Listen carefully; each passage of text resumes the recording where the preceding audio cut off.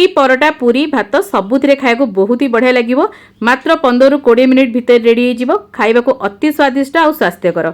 आज आम बनैबा super tasty खट्टा मीठा कखारु। यदि आपण घरे बेसी कखारु आसी जाइछि किंबा आपण कखारुर किछि नुआ रेसिपी खोजछन्ती ताले आपण ए खट्टा मीठा कखारु थरे ट्राए करंतु।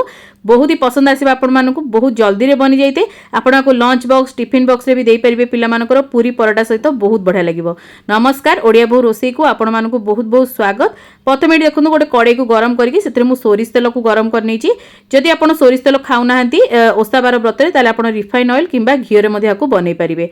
किंतु एटा साधारणतः सोरिष तेल रे ही बनेले बहुत भल लगिते। तेनु करी मु बनेछि सुखिला लंका तेजपत्र पंचु फुटणर तड़का देबा जोटा कि बहुत बढ़िया बास्ना आसीबो। आ अल्प टिके हेंगु देबा।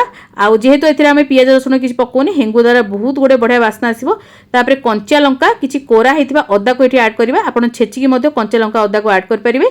भल भाबरे सब जिंस गुटे मिक्स करनबा।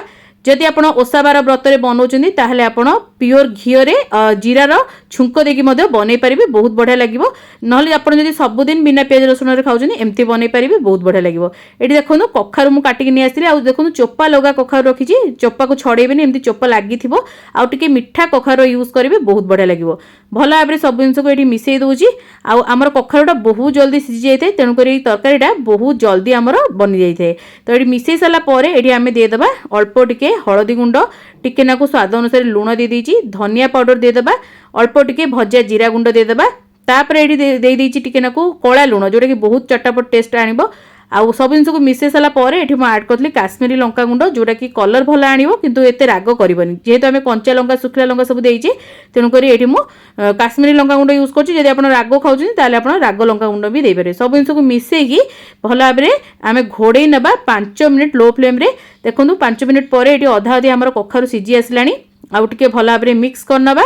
आउ सब बेले आको लो फ्लेम रे ही रांधिबे। जमा भी हाई फ्लेम किबा मीडियम फ्लेम करिवेनी। लो फ्लेम रे करिया द्वारा मसला पड़िबनी आ कखारु मध्ये बढ़िया से सिझिबो। एठी देखंतु टिके नाको आमचूर पाउडर देइची आधा स्पून खंडे। अल्प टिके गरम मसला दबा। तापरे अल्प टिके कस्तूरी मेथी दबा बहुत बढ़िया बास्ना आसीबो। अल्प टिके चटापट लागिया पई खट्टा मीठा टेस्ट आसिया पई एठी मु देइ दीची गुड़। जेहेतु आमचूर पाउडर देले तेनु करी गुड़टा निहाती देबे। जदि आपण पारे आमचूर नथिबो अल्प टिके तेंतुली को आपण चकटिकी तार रस मध्ये एठी ऐड कर परिबे।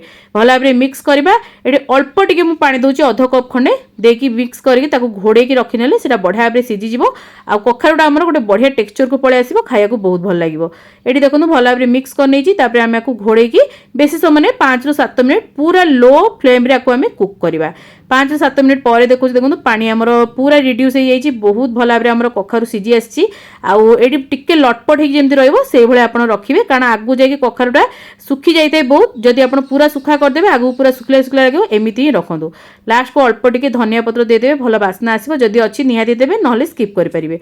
तापर एडी मिसेई नबा। आपण आकु खास करी पूरी सहित खाइबे बहुत बढ़िया लागिवो। पूरी परोटा रुटी सहित एटा बहुत भल लागिते। सेति पई कहली पिला मानको माने लंच बॉक्स रे जदि आपण देबाकू चाहछन आकु बने की रुटी पूरी परोटा सहित देई परिबे। नहले तो गरम भात संगे साइड आइटम रे भी खाइ परिबे बहुत भल लागिवो। देखंतु केते सुंदर हमर खट्टा मीठा कखाउ रेडी हेछि। केमते लागिला छोटो रेसिपीटी निहाती कमेंट माध्यम रे जणाइबे।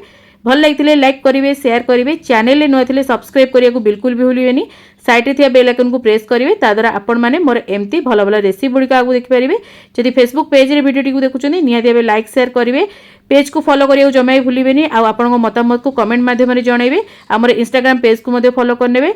आगु को ओडिया बहु एम्ति बहुत सारा बडा बडा रेसिपी सब नेकी आसीबो। तो आज पई एतिकी। जय श्री जगन्नाथ।